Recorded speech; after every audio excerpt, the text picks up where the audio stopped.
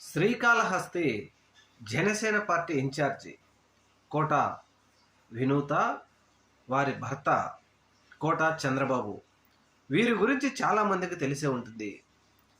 ఈవిడని ఎవరో వైఎస్ఆర్సీపీ వాళ్ళు ఏమో అన్నారని చెప్పేసి పవన్ కళ్యాణ్ గారు చేసినటువంటి హడావుడి అంతా ఇంత కాదు.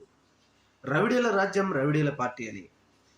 ఈ కోట వినూత గారు కూడా అనేక రకాలుగా ఇష్టం వచ్చినట్టు మాజీ ముఖ్యమంత్రి వైఎస్ఆర్సీపీ పార్టీ అధినేత వైఎస్ జగన్మోహన్ రెడ్డి గారి గురించి మాట్లాడారు. రౌడీలు అన్నారు, రాయలసీమ రౌడీలు అన్నారు, గూండాలు అన్నారు. మరి అధికారంలోకి వచ్చిన తర్వాత ఎవరు రౌడీలు, ఎవరు గూండాలు?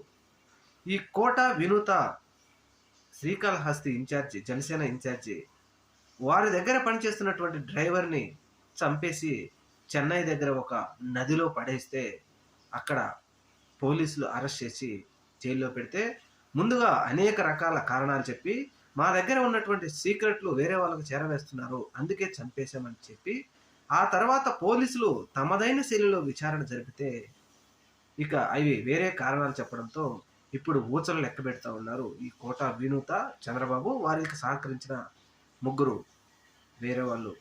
మరి ఇప్పుడు జనసేన రౌడీ పార్టీ కాదా? ఇది రౌడీల రాజ్యమేనా? రౌడీల పార్టీ కాదా? కూటమి ప్రభుత్వం రౌడీలు, గుండాల పార్టీ కాదా? ఇది కాదు అనడంలో ఏమైనా తప్పుందా?